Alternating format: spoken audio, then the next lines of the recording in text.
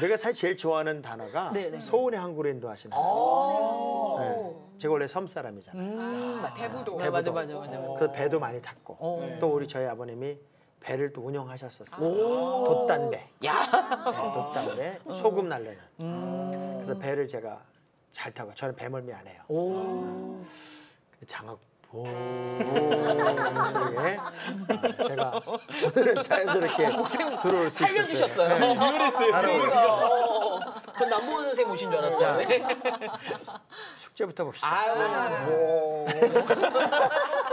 이 숙제가 굉장히 중요합니다. 네네. 저 다시 한 번 또 읽어보는 시간이었는데. 복습. 왜냐면 지난번에는 그냥 한 번 좀 더 읽어보라고 네. 했고 네. 오늘 데살로니가전서 5장 네. 이제 마지막을 나누게 될 텐데 네.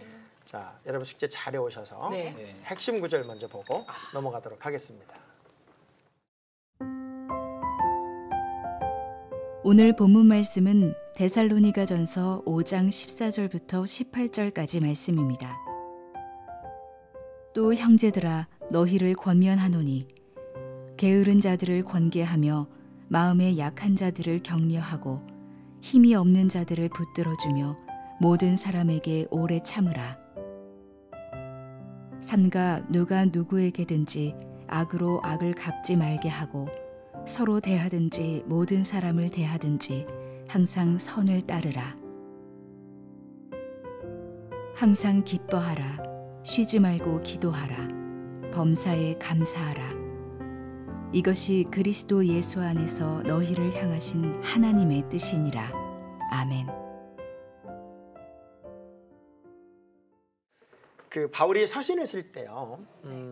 서론에서는 이제 급할 때는 인사를 생략하지만 마지막 부분에서는 거의 생략하지 않는 부분이 뭐냐면 권면과 부탁이에요. 네, 권면과 부탁인데 그 오늘 우리가 나눌 데살로니가전서 5장 12절부터 마지막 절까지는 12절부터 마지막 절까지는 바울의 권면 또 인사, 부탁 이런 내용이 다 들어있어요. 사실은 데살로니가서를 처음에 우리가 시작할 때 바울의 2차 전도 여행 때 가장 행복한 소식을 듣고 최고 전성기 때 감격하며 써내려간 서신이어서 이 안에는 바울의 설레임, 흥분, 감사, 감동이 다 들어있고 또 걱정했던 데살로니가 교회 교인들이 너무나도 신앙생활 잘한다는 것에 대해서 오히려 감사한 마음으로 이제 이 서신서를 썼기 때문에 바울의 사상이 대부분 다 얘네 들어있다는 얘기를 기억하시게 될 거예요. 네. 그런데 이제 우리 그런 말 있잖아요. 달리는 말에 채찍을 가한다. 좀 더 건강한 믿음 생활을 위해서 권면하는 구체적인 내용들이 있는데 아마 우리가 신앙생활하면서 제일 많이 또 읽거나 또는 말하거나 듣는 성경 구절이 요 안에 있어서 이게 뭐가 어디 붙었는지 잘 모르는 사람은 이게 여기 있어? 네, 그런 구절이 이제 오늘 마지막 성경 이야기 속에는 있습니다.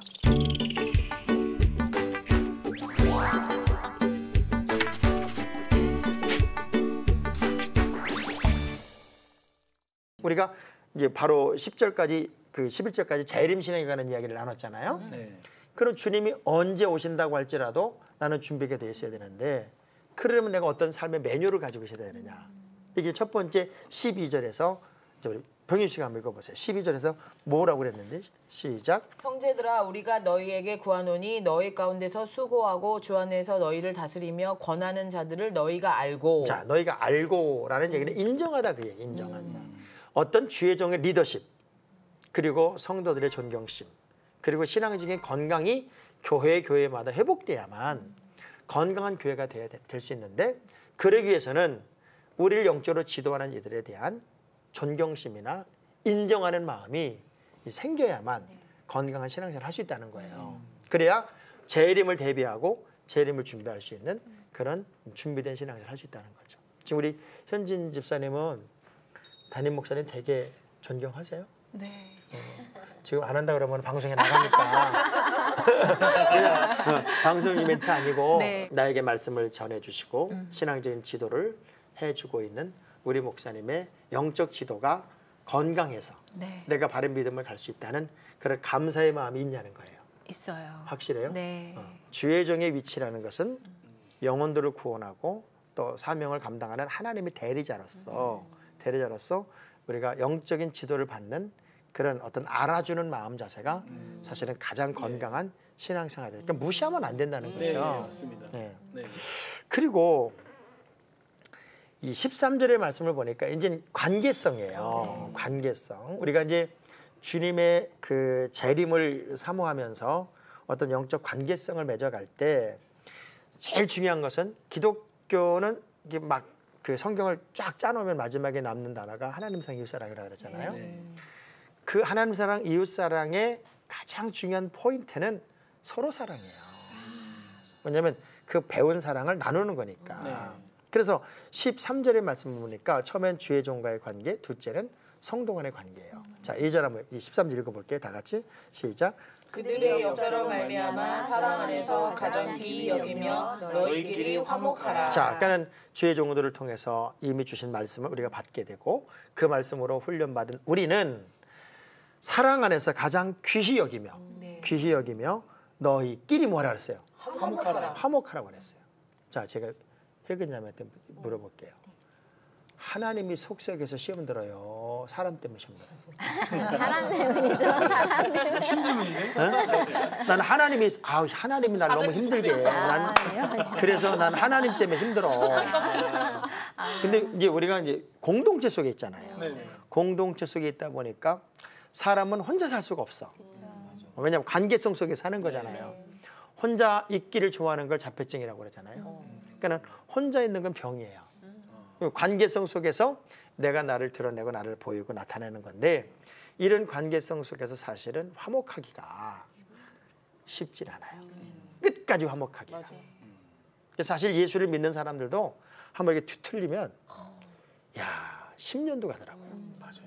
그리고 옛날은 그리스도인들이 아무리 내가 화가 나고 저 사람이 기분 나빠도 그냥 겉은 웃어주잖아요. 네. 요즘은 표현해요. 그래서 교회 안에서도 싸워. 네. 그러니까 모든 가치관에 혼란이 온 것 같아요. 저는 그런 걸 보면서 마음이 참 아픈데 화목하기가 참 어려운 사람도 있죠. 그래서 주님이 뭐라 그랬어요? 미워하는 자를 선대하고 또 저주하는 사람이 있대. 병임씨를 저주하는 사람이 있대. 저주하는 자를 축복하고 원수는 사랑하고. 그러니까 이게 화목을 위한 요소였단 말이야.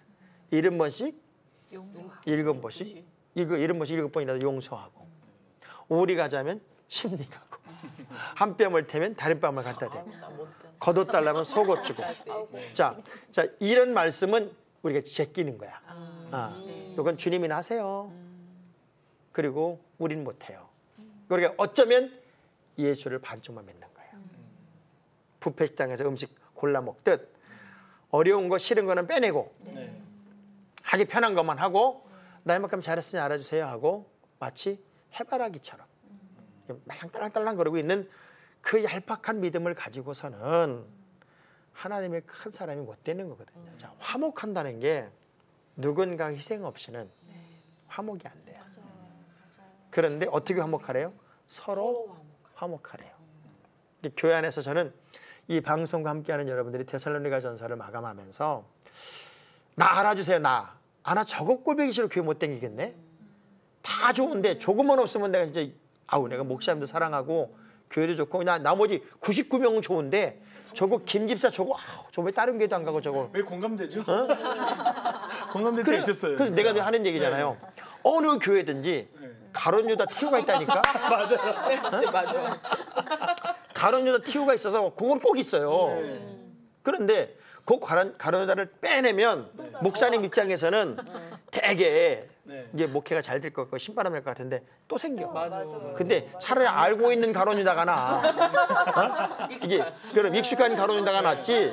모르는 가론 유다가 더 강력하게 나타나면 힘들어. 그래서 그냥 덮고 화목하고 가자는 거죠.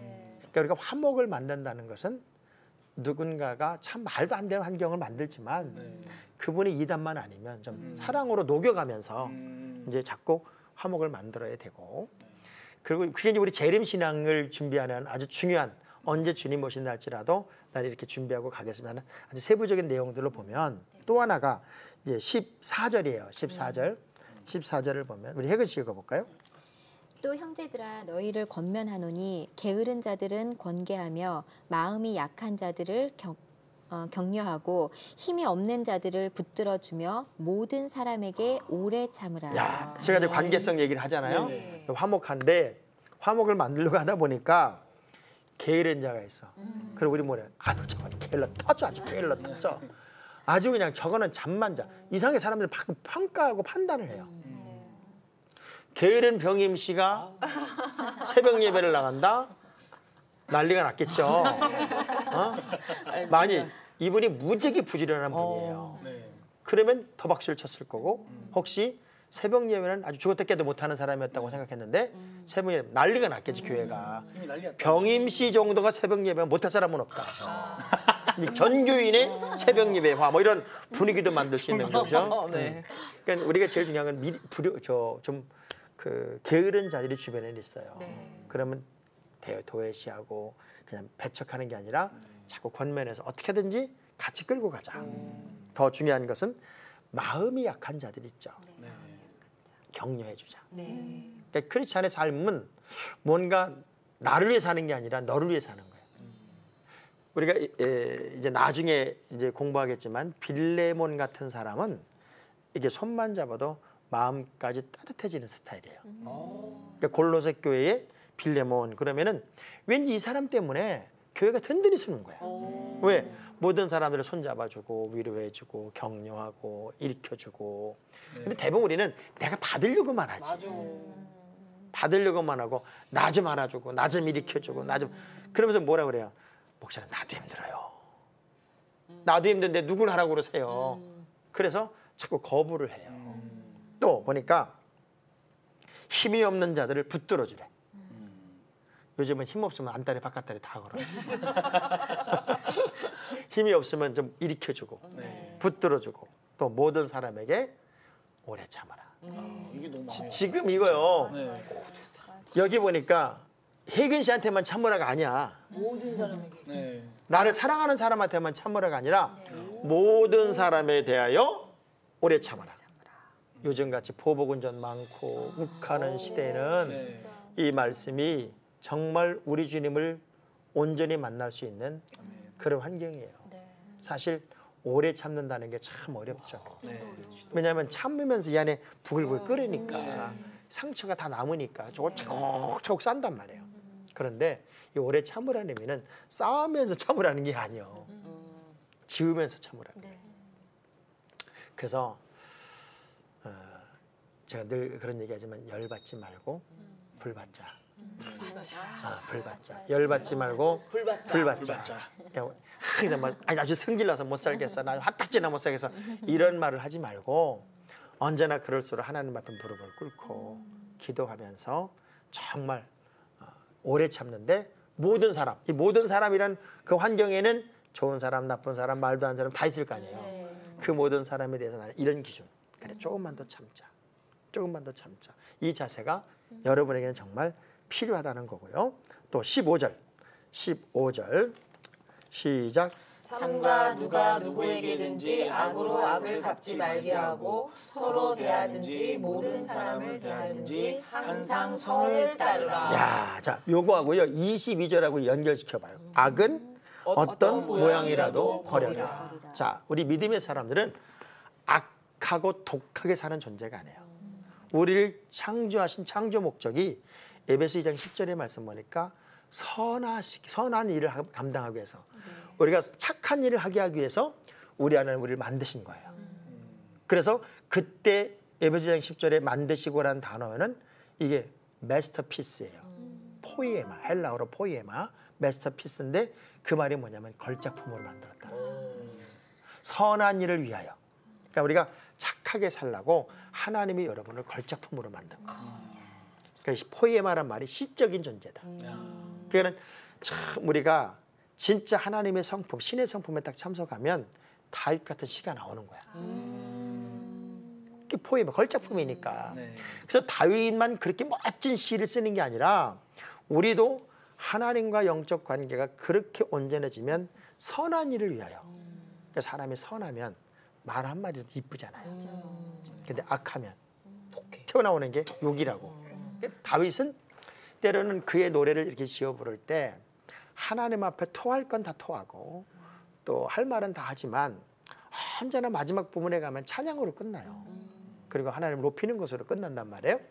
그런 것처럼 악은 모양이라도 버려라. 술은 쳐다보지도 말래. 디모데한테는 포도주를 써라라고 해요. 왜? 비유가 상하니까. 술 먹으라는 얘기가 아니요. 약으로 쓰라는 거야. 그러면서 술은 쳐다보지도 마라. 이런 말씀이 있단 말이에요. 그래서 우리가 악은 모양이라도 버려야 돼요. 그리고 악한 것으로 악을 갚지 말고 우리는 항상 선으로 갚아라. 그러니까 우리는 이 사명에서 착하게 살아야 돼. 그렇게 착하게 살다가 주님 오시면 기쁘게 만나야 되고 도르가처럼 다비다처럼 내 선행이 주변에 막 퍼지게 나가면 전도 안 해도 돼. 알아서 와. 그죠? 네. 요즘은 예수 믿는 사람인지 예수를 안 믿는 사람인지 구분이 안 돼. 왜? 똑같아. 착한 게 없어. 저는요 식당에 가서 밥 먹으면서 그래요. 반찬 떨어지면 하지마 안 불러요. 왜 안 부르는 줄 알아요? 미안해서. 이 사람도 가정에 돌아가면 가장 소중한 엄마야. 가장 소중한 아내야. 지금 내가 일을 여기서 하고 있지만 물론 서비스를 제대로 못하고 친절하지 못한 거에 대해서는 그 가게 주인의 입장에서 이야기할 수는 있겠지만 막 심부름 시키고 금방 먹고 또 달라고 뭐 그거는 아닌 것 같아서 저는 반찬 다 떨어져도 그냥 먹고 앉았어요. 그냥 그러면 또 다른 사람이 시켜주기도 하지만 그 지나가다가 이렇게 보면 반찬 많이 떨어졌잖아요. 그럼 물어. 왜 반찬 많이 떨어졌냐 안 시켰냐고. 그러면 미안해서 그렇죠. 힘드신데. 그럼 더 갖다 줘. 더 갖다 주지. 그러면서 역시 다르다 하는 얘기를 들을 때가 기분 좋잖아요. 옆 사람 악수하면서 좀 착하게 삽시다. 착하게 삽시다. 착하게 삽시다. 언니는 착하게 사실 것 같아서. 그래서 항상 선으로 대하라. 선으로 대한다는 게 참 중요한데 우리 믿음의 사람들이 동네에 살면서 너무 착하세요. 저분은. 이런 소리 듣고 싶지 않아요. 전 그래서 우리 교회에 자주 그런 얘기를 해요. 동네 가게 다니면서 물건 살 때 깎지 마라. 그리고 과일도 제일 안 좋은 거 하나씩 껴서 사라. 이거 남이 안 살 거니까 이렇게 놔주세요. 이거 내가 가져갈게. 이렇게 해서 좀 인정을 받고 살아라. 깍쟁이처럼 콩나물 사면서 더 줘 그래 확 뺏어가지고 올려놓지 말고 이게 아무것도 아닌 것 같아도 굉장히 중요한 거예요. 그렇게 살아요? 갑자기 과일 살 때 너무 좋은 거 골랐나 봐요. 어떡하지? 눌렀다가 어디 혼났죠? 복수가 눌렀다가. 사실 그게 우리가 하나만이라도 이제 좋은 걸로 골라주세요. 그다음에 이제 너무 좋은 요거는 빼고 안 팔리는 거 하나 주세요. 이렇게. 요거 하나가 이제 뭐 다는 아니어도 그거 하나가 사람들에게 감동을 줘. 그래서 단골이 됐어. 그렇게 해봐야겠다. 그래서 단골이 돼가지고 근데 왜 이렇게 하세요? 예수 믿으라고요. 나 교회 다니니까요. 당연히 제가 그렇게 끌어안아야죠.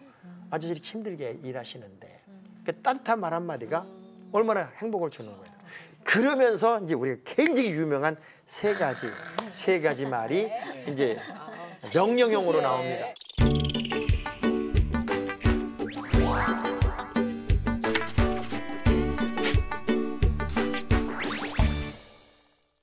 근데 이게 명령이에요. 하라 명령이에요. 이게 명령은 되게 기분 나쁠 수 있잖아요. 근데 기분 나쁜 명령이 있고 기분 좋은 명령이 있어요. 그러니까 같은 말이라도 그냥 기분 좋은 명령, 너 이거 냉장고 다 준비해서 먹어라 이렇게 명령한 거예요. 애가 어디 갔다 냉장고 딱 먹어라도 명령형이지만 엄마가 나를 위해서 다 예배해놓고 먹으라 하는 명령이니까 나는 되게 기분이 좋은 거예요. 그래서 하라 이렇게 말씀한 게 세 가지예요. 하라 뭔가 봐요. 시작. 항상 기뻐하라. 쉬지 말고 기도하라. 범사에 감사하라. 자, 하라. 다 명령형이죠. 네. 이 명령형 중에서도 요 세 단어를 행복한 명령형이다 이렇게 말해요. 행복한 명령형. 첫째, 항상 기뻐하라. 가능해요? 가능. 그럼 역으로. 하는데 안 되죠. 자, 그러면 항상 열받아라. 그거 좀 가능해요. 그건 가능해요? 네. 불가능. 저 그게 더 어려울 것 같은데요? 더 어려워요? 네. 그러면은 네. 절반만 기뻐하고 절반만 요거 가능해. 절반만 열받아라. 반반, 반반. 반반이 가능하지. 닭도 아니고 반반. 자, 근데 항상 기뻐하라는 의미를 빌립보서랑 연결시켜 봐요. 주 안에서. 내가 다시 말하노니 기뻐하라. 주 안에서 기뻐하라. 자, 우리가 세상을 살고 세상 속에 있고 또 세상 환경 속에 있으면 기쁘다는 그 환경이 여러분 생각처럼 지금 사장이 월급 가는데 기뻐요. 지금 저 친구 나한테 지금 사기치고 그러는데 기뻐요. 자, 그것이 자꾸 어디부터 지금 떠오르냐면 조건적인 기쁨을 찾는 거예요, 지금. 조건적인 기쁨. 근데 주 안에서 네. 항상 기뻐하라는 거예요, 주 안에서. 그러면서 고린도서 6장 10절에 보니까 우리 이렇게 말해요. 근심하는 자 같으나 항상 기뻐하고. 이게 크리스천의 삶이었어요. 자, 왜 그럴까? 왜 그렇게 기뻐할 수 있을까라는 이유는 조건을 넘어요. 행복하다는 건 조건이에요. 저 행복은 해피니스. 해피니스라는 단어가 뭐예요? 해픈이라는 단어가 합쳐진 거잖아요. 해픈, 어떤 사건, 상황, 일어나는 것.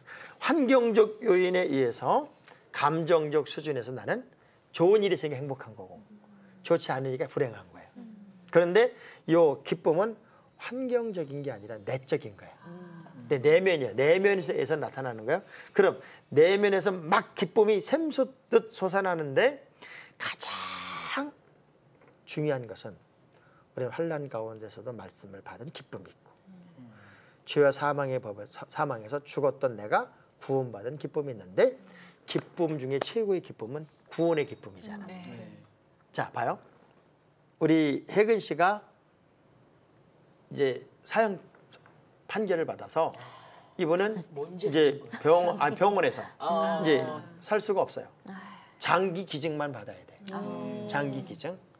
그런데 병임 씨가 장기를 줬어요. 그래서 죽었다가 살았어요. 병임 씨를 보면 조건 때문에 감사해요. 그냥 감사해요. 그냥 감사하죠. 뭐 더 잘해주고 덜해주고 그 문제가 아니라 그렇죠. 이분 때문에 내가 살았으니까 그냥 감사한 거예요. 그냥 기쁜 거예요. 그게 바로 구원의 기쁨이야. 그래서 항상 기뻐한다는 의미는 조건에서 기뻐하는 게 아니라 내 내면 안에서 항상 기쁜 것들. 그 이유가 뭐냐면 본질적인 문제. 구원의 감격을 매일 느끼고 살아라. 구원의 감격을 매일 느끼고 살라는 거예요. 우리는 자꾸 환경이나 상황이나 조건에서 기쁨을 찾으려고 하면 기쁨은 늘 제한적이에요. 근데 내면 속에서 내 스스로의 내면 속에서 나타나는 구원의 기쁨이 우리를 항상 기쁘게 해야 돼요. 환경과 관계없이. 그리고 두 번째가 쉬지 말고 기도하래요. 제가 늘 그랬어요. 기도는 호흡이다. 호흡. 근데 우리 대한민국 교인들은요. 호흡을 어떻게 하는 줄 알아요? 한꺼번에 막 해. 몰아서. 아니, 밥도 안 먹고 해버려. 금식하면서 그냥 숨을 한꺼번에 다 쉬어봐 며칠씩. 그리고 이제 한 1년 놀아. 숨 안 쉬어. 저는 작정 기도도 좋고 금식 기도도 훌륭하고 다 좋은데 더 중요한 건 항상 기도하는 거예요.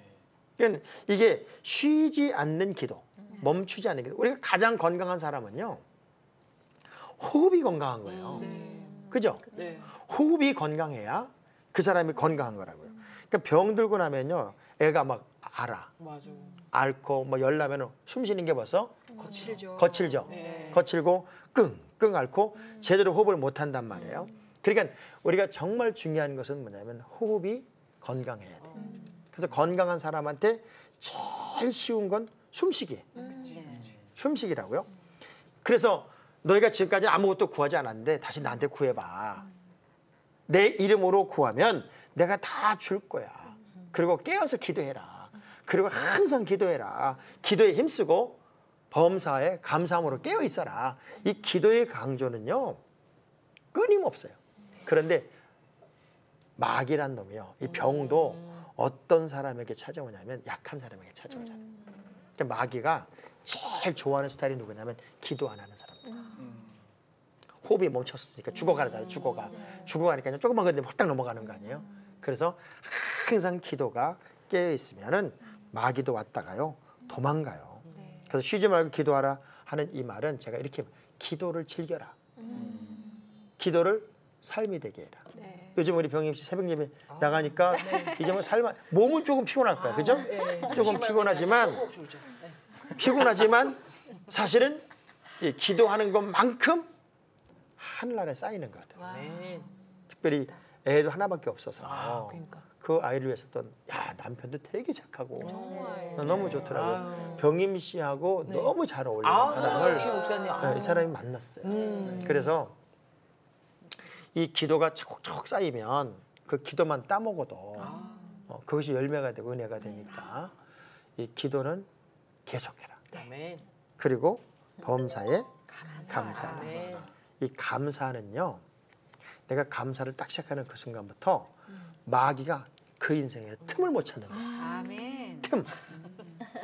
감사하는 사람한테 틈이 안 보인다는 거예요. 그래서 마귀가 불평의 씨를 공간이 없대. 감사하는 사람한테. 그러니까 여러분 이렇게 생각해 보세요. 아침 먹으면서도 감사하고 자는 아이들을 보면서도 감사하고 제가 이걸 이렇게 생각해 봤어요. 항상 기뻐하라. 쉬지 말고 기도하라. 범사에 감사하라. 그러니까 항상 기뻐하는 일하고 범사에 감사하려면 가운데 꼭 껴 있어야 돼. 뭐가? 쉬지 말고 기도를 해야 돼. 이 기도가 멈추면 이거 안 돼. 안 되는 거야. 그래서 범사란 말 자체가 그야말로 매사 모든 일이거든요. 그 모든 일은 하나님이 다 만들어가. 그래서 우리 그런 말씀 있잖아요. 우리가 알거든요. 하나님을 사랑하는 자 곧 그 뜻대로 부르심을 입은 자들에게는 모든 것이 합력하여 선이 되게 한다 그랬잖아요. 그러니까 모든 것을 다 하나님이 합력하여 선을 만드시니까 우리가 너무 섣부른 결론 내리지 말고 무조건 좋은 일을 알아보고 감사하자. 무조건. 그리고 어려운 환경, 좋지 만난 일을 만나도 오히려 역으로 감사하자. 하나님, 지금은 힘들지만 이 날을 언젠가 내가 추억으로 얘기할 날이 있을 줄 알고 이 날을 내가 이기면서 감사하겠습니다. 그리고 당연하게 여기자고요. 이것도 내가 당연히 겪을 일이라면 내가 당연히 넘겠습니다. 하나님 감사합니다. 자, 그래서 이렇게 한번 따라요. 나는 감사의 사람입니다. 감사의 사람입니다. 그래서 감사하고 그럼에도 감사하고 그렇기에 감사하고. 자, 해봐요. 그래서 감사하고 그럼에도 감사하고 그렇기에 감사하고.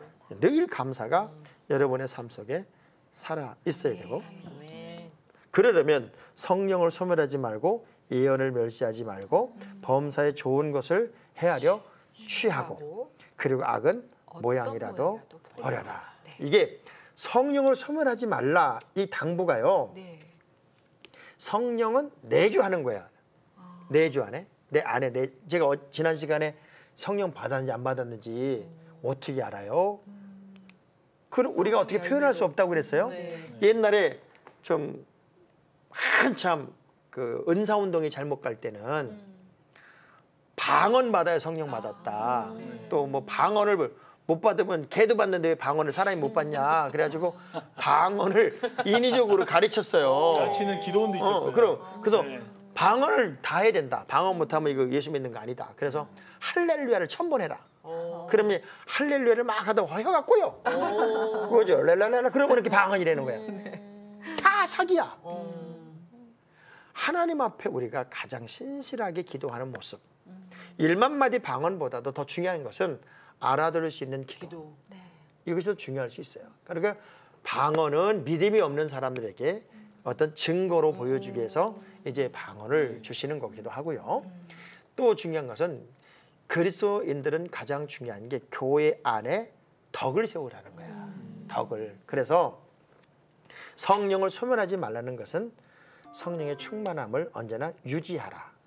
우리가 그 불이 붙어도 겉불 붙지 말고 속불이 이렇게 붙는 게 굉장히 중요하다 하는 얘기를 했고, 예언을 멸시하지 말라는 얘기는 뭐 미래를 이렇게 예측하고 그런 예언이 아니고 성경의 모든 말씀은 선지자들이 하신 말씀은 예언의 말씀이었어요. 그러니까 말씀이에요, 말씀. 그 말씀이 우리 속에 가까이 있어야 돼요. 근데 자꾸 이제 우리 교회들에서 교인들이 그 엑스타션 현상. 그러니까는 예를 들면 크군을 이렇게 보고서는 5년 내에 좋은 일이 있을 것 같습니다. 그러면 괜히 좋아하는 거예요. 하나님의 말씀이, 예언의 말씀이 우리의 미래적인 말씀들이잖아요. 그 말씀들을 멸시치 말고, 그리고 자꾸 저를 위해서 예언해 주세요. 그 점쟁이가 되는 거잖아요. 그러나 가장 확실한 예언은 말씀이에요. 이게 다 예언의 말씀이에요. 성경의 이야기는 오늘의 이야기이기도 하지만 다 미래를 향하여 주신 말씀이기 때문에 예언의 말씀에서 우리 미래를 다 예언하고 있는 말씀이란 말이에요. 그래서 이 예언의 말씀을 멸시하지 말고, 그래서 언제나 말씀을 중요하게 여기고 범사에 헤아려 좋은 것을 취하라. 그래서 어린아이처럼 취급하는 게 아니에요. 이게 먹여주는 게 아니라 너희들 스스로가 좋은 것을 취해라. 그것을 분별할 줄 아는 능력이 있어야 된다. 우리 크리스찬의 삶은 분별할 줄 아는 능력이 있어야 돼요. 그리고 그 분별력이라는 것은 하나님이 지혜를 주셔야 돼요. 하나님이 지혜를 안 주면 절대로 분별의 능력이 없어요. 가끔가다 이게 맞는 거야, 저게 맞는 거야. 도대체 모르겠어요. 이 사람 말 들으면 이 사람 말이 맞고 저 사람 말 들으면 저 사람 말이 맞아서 시어머니 말만 계속 듣고 있으면 며느리 내쫓아야 되고, 며느리 말만 계속 듣고 있으면 시어머니 돌아가셔야 되거든. 그래서 이걸 분별하는 능력은 하나님의 지혜를 주셔야 돼요.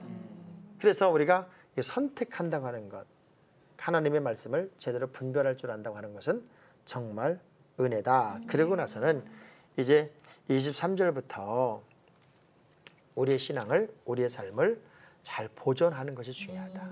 거룩함의 흠없는 보존. 사실 우리가 신앙생활하면서 오점을 남기지 않는다는 게 굉장히 중요해요.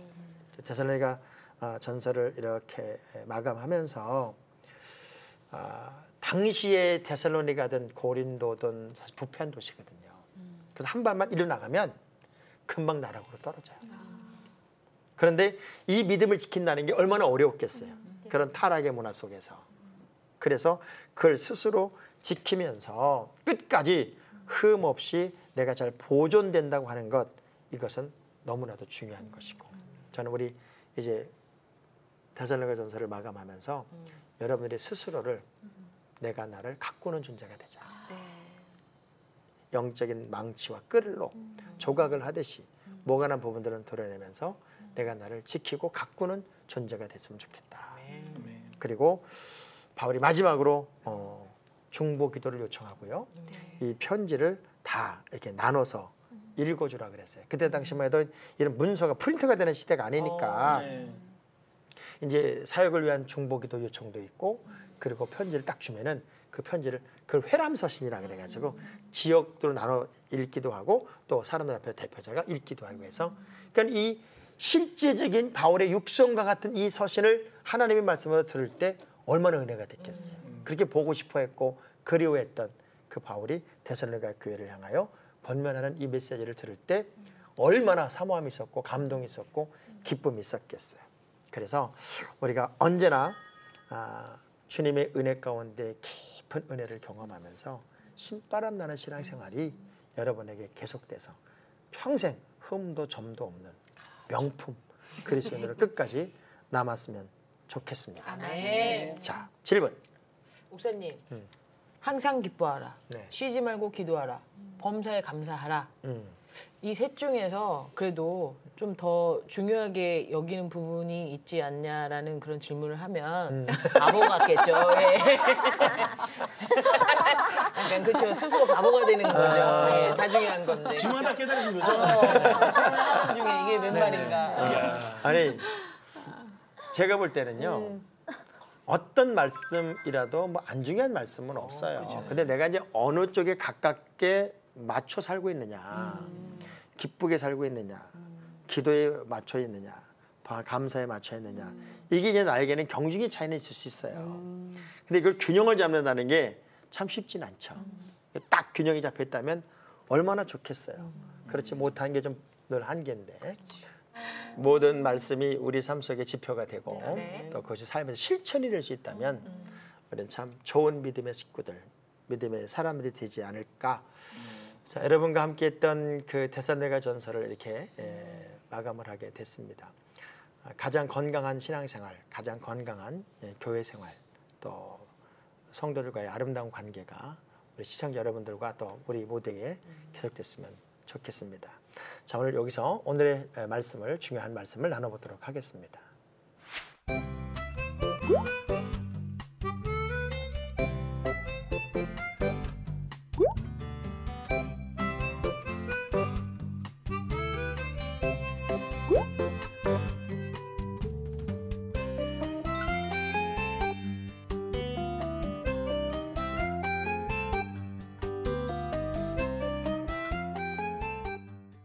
자, 데살로니가전서 이렇게 나누면서 우리의 부족도 많이 느꼈고 또 어쩌면 이렇게 신앙생활을 잘하는 성도들이 있을까에 대한 어떤 감동도 나눴던 시간이 이제 마쳤습니다. 우리가 이제 말씀을 나누고 나면 제일 중요한 것은 배웠다, 들었다보다 더 중요한 것은 어떻게 삶에서 실천하느냐 하는 게 더 중요할 것 같아요.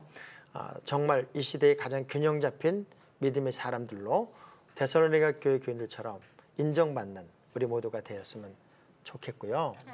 제가 여러분들에게 다음에 숙제 하나를 좀 내주고 싶어요.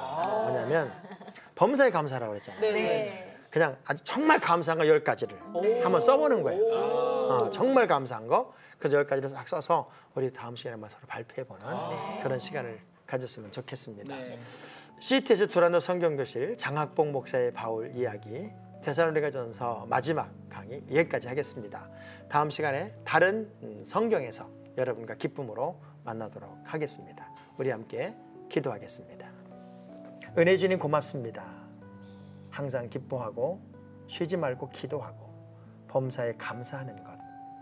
그렇게도 몸에 배도록 들었고 외웠고 느꼈던 말씀이지만 삶의 현장에서는 많은 부분에서 우리 스스로의 부족을 느낍니다. 이제 제대로 믿음의 자녀가 되고 제대로 신앙생활에서 주님 오시는 날까지 흠없이 점없이 당당하게 주님 맞을 준비하는 거룩한 믿음의 식구들이 우리 모두가 되게 하여 주시옵소서. 균형 잡힌 신앙으로 한국교회가 다시금 건강해지고 아름다운 간증거리 이야기들이 써 내려가질 수 있는 특별함이 있는 교회로 성도들로 꼭 만들어 주시기를 원하며 예수님 이름으로 기도합니다. 아멘.